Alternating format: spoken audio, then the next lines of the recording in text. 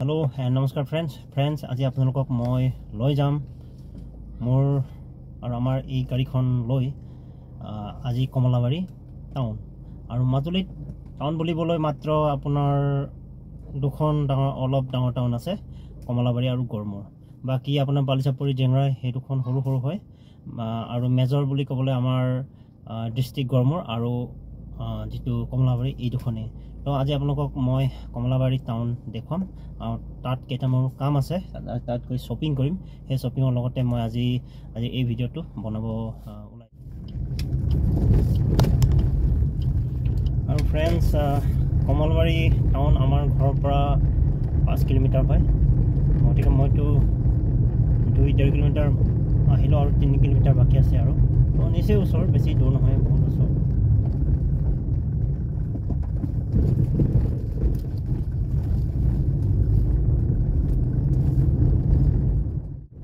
আৰু হে ফ্ৰেণ্ডছ এতিয়া আপোনালোকে দেখিছে মাজুলীৰ ধুনীয়া পৰিৱেশ দেখিছে ৰাস্তাৰ দুয়োকাষে গছ গছনি সেউজীয়া গছ গছনি দেখিছে কি গছ নাই অসমত কল বাঁহ বেত সব আছে সব আৰু এই ফ্ৰেণ্ডছ মই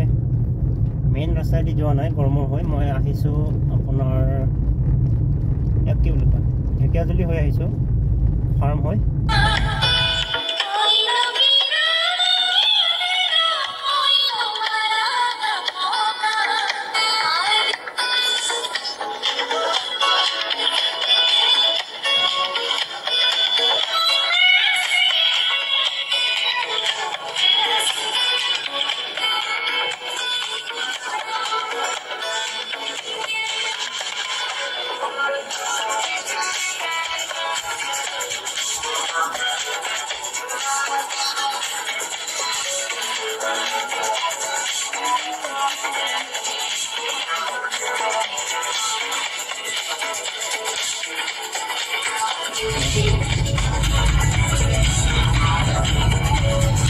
এনেকৈ আহি ফ্ৰেণ্ডছ মই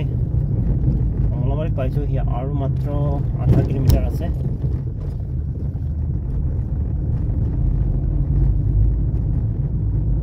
পালোহি কমলাবাৰী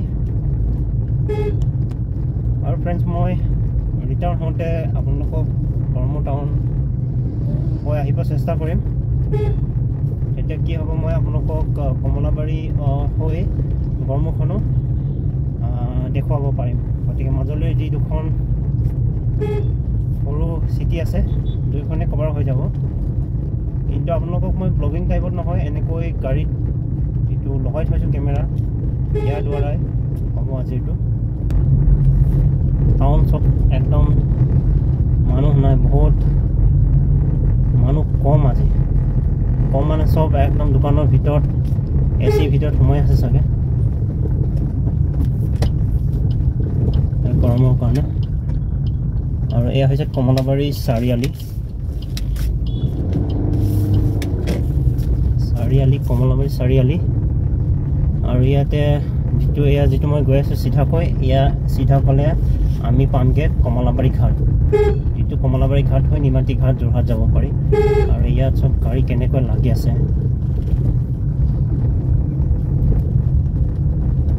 আৰু ইয়াত গাড়ী আহি আছে মই গৈ আছোঁ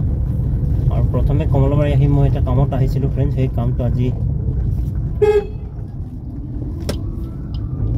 বস্তু এটা কিনিব লাগে ঘৰৰ এখন আজি মই গাড়ীখন এতিয়া পাৰ্কিং কৰিলোঁ কৰি এতিয়া মই যিটো এটা সৰু কাম আছিলে এটা বস্তু ল'ব লাগে বস্তু মানে কি মই ঘৰৰ ৰিপেইণ্টিং কৰি আছোঁ টোটেলি আৰু আজি হৈ গ'ল কিন্তু যিটো ড'ৰ আছে দৰ্জাখিনি যাব আজি বহুত বছৰ হ'ল 5 বছৰমান কালাৰ দিয়া নাই কিন্তু ৰিপেইণ্টিং কৰিমগৈ ধুনীয়াকৈ বাৰ্নিছ লগাই একদম চকচকীয়া কৰিম আৰু এতিয়া মই এনেকৈ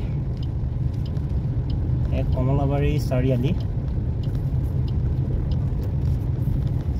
ক্ৰছ কৰি এতিয়া মই কমলাবাৰী চব কিমান আৰু ফ্ৰেণ্ডছ আপোনালোকক মই এটা কথা জনাওঁ যে মাজুলীৰ কাৰণে আমাৰ যিটো যোৰহাট আৰু লখিমপুৰ যেতিয়া কানেকশ্যন হ'ব তেতিয়া কমিউনিকেশ্যন টাইপত বহুত ডেভেলপ হ'ব এনেতো মাজুলী বহুত ধুনীয়া ডেভেলপ সত্ৰীয়া সাংস্কৃতিক কেন্দ্ৰ আৰু ইফালে যিকেইটা আমাৰ ধৰক মাজুলীত যিখিনি আপোনাৰ মেডিকেল ফেচিলিটি অলপ কম গতিকে যেতিয়া আমাৰ ডাঙৰ কিবা কিবি এমাৰ্জেঞ্চি মেডিকেল প্ৰব্লেম হয় তেতিয়া আমি পেচেণ্ট এজনক ডিব্ৰুগড় নাইবা যোৰহাট ৰেফাৰ কৰিবলগীয়া হয় স্পেচিয়েলি আজিকালি ডিব্ৰুগড় ৰেফাৰ কৰে কাৰণ ডিব্ৰুগড়ৰ কাৰণে ডাইৰেক্ট আপোনাৰ দলং আছে ৰাস্তা ভাল কিন্তু যোৰহাটৰ কাৰণে ৰাতি যাতায়াত নাই কাৰণে যোৰহাটলৈ নাযায় যিহেতু তাত আপোনাৰ ফেৰী পাৰ হ'ব লাগে আৰু ৰাতি ফেৰী নাযায় আবেলি হ'লেই নাযায় আৰু এয়া দেখিছে সকলোৰে চিনি পোৱা মৰমৰ দৰিয়া দলং আৰু দৰিয়া ডুবি এয়া দেখিছে এই দৰিয়া ঘাটৰ ওপৰত এই দলংখন আজিৰ পৰা প্ৰায় হৈছে 12-13 বছৰমান ব্ৰিজখন বনাইছে ইয়াৰ আগতে ইয়াৰ সম্বল আছিলে নাও বহুত কষ্ট হৈছিলে যেতিয়া এইখন দৰিয়া আপোনাৰ ব্ৰিজ নাছিলে যেন লাগিছে মই এটা ইউৰোপৰ এখন জেগাত ৰাইড কৰি আছোঁ শান্তিৰে য'ত পপুলেশ্যন কম আৰু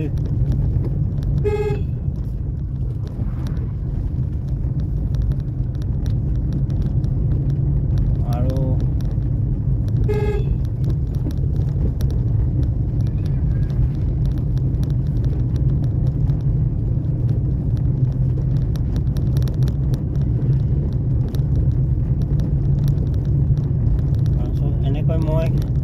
গড়মূৰ আহি পালোহি ফ্ৰেণ্ডছ অলমষ্ট গড়মূৰ আহি পালোহি গড়মূৰ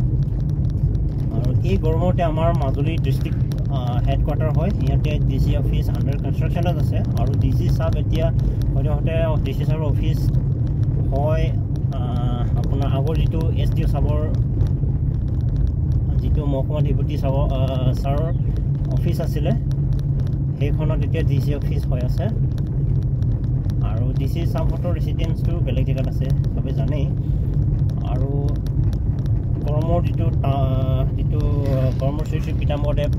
গোস্বামী চিকিৎসালয় হয়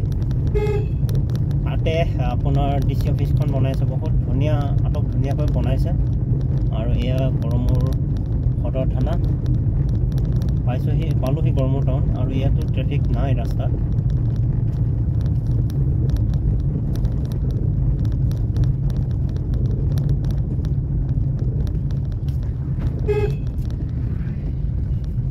আৰু ইয়াত ই-ৰিক্সা চাওক কেনেকৈ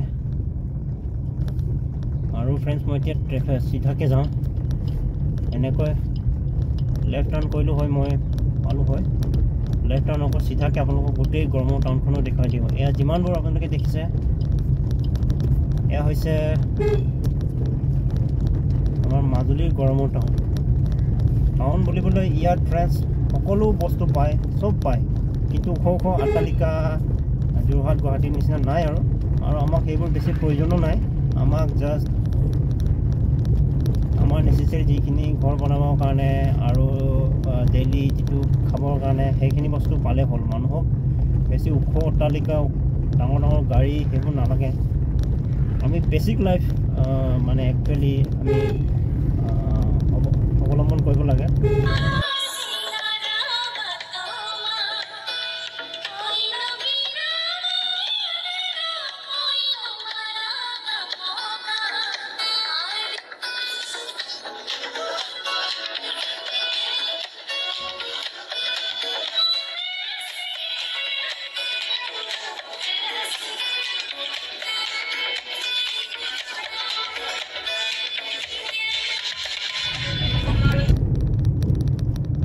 এনেকৈ ফ্ৰেণ্ডছ আহি কমলাবাৰী গড়মূৰ হৈ মোৰ ঘৰ পাইছোঁহি আৰু পালোহি 60 মিটাৰ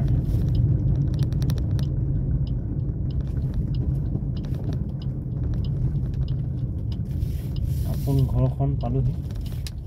গেট খোলাই আছে চাগে গেট খোলাই আছে বাৰু খুলি